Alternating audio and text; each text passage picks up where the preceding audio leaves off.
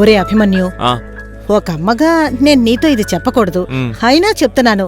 10 దోశలు చాలా ఓవర్రా. అమ్మా, నీ కొడుగ్గా నేను ఇలా చెప్పకూడదు, అయినా చెప్తున్నాను.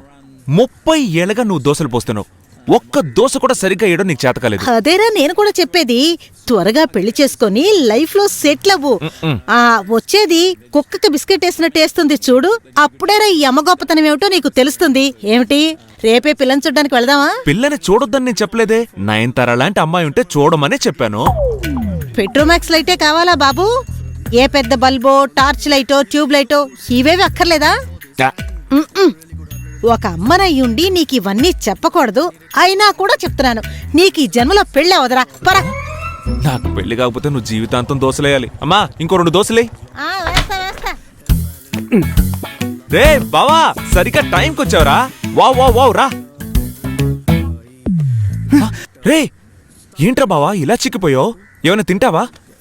అనకొండ గుడ్డు ఆక్టోపస్ సూప్ ఉందా? భలే చెప్పావు బావా, భలే చెప్పావు. పెళ్లి చేసుకోబోయే అమ్మాయిని ఫస్ట్ టైం కలవబోతున్నాను రా. లేటుగా వెళ్తే తప్పుగా అనుకుంటారా?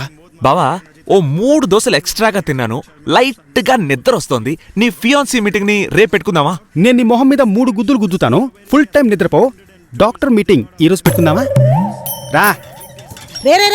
ఆసు ఇలా రా.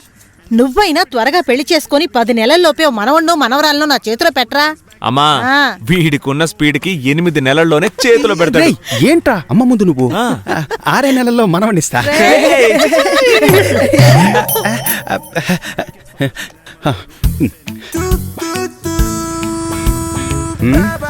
రేయ్, కొంచెం త్వరగా వెళ్ళరా. ఏంటి బావా, నిన్ను నీ ఫియాన్సీని ఇంటర్వ్యూ చేయడం గురించి తెలుసుకుంటే టెన్షన్ గా ఉందా? రేయ్, మాట మాటకి ఇంటర్వ్యూ అని అనకరా.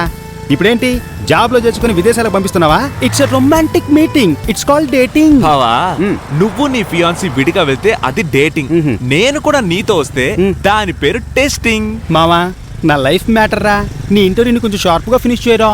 All the best. Love you మావా. ఒకే మాటతో ఇంటర్వ్యూను నేను షార్ట్ గా ఫినిష్ చేయగలను, ఆ టాలెంట్ నాకుంది. అయితే రేపే నీకు డైవర్స్ అయ్యి నా ముందుకొచ్చి నిలబడితే నా మనసు ఎంత బాధపడుతుంది, దాని గురించి ఆలోచించావా? నేను వంటగదిలో ఒంటి చేత్తో పనిచేస్తూ బతకాలని డిసైడ్ అయిపోయావు. ఇక నేనేం చెప్పినా వింటావా? పోనీ.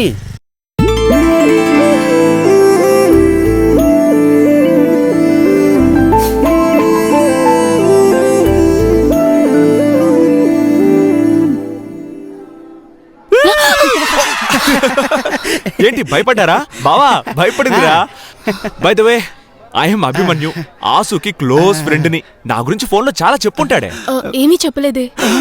ఏంట్రా, ఏం చెప్పలేదా? మావా, నేనే 4 సార్లు ఫోన్ లో హలో అన్నాను అంతేరా. బావా గొప్పగా ఇంట్రడ్యూస్ చేయరా. వీడే నా ప్రాణ స్నేహితుడు అభిమన్యు.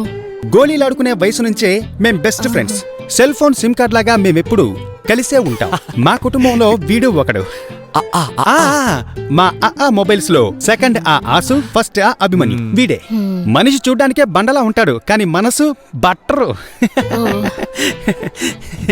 ఏంటేం మాట్లాడడం లేదు? భయపడిపోయినట్టుందిరా. అదే కదా.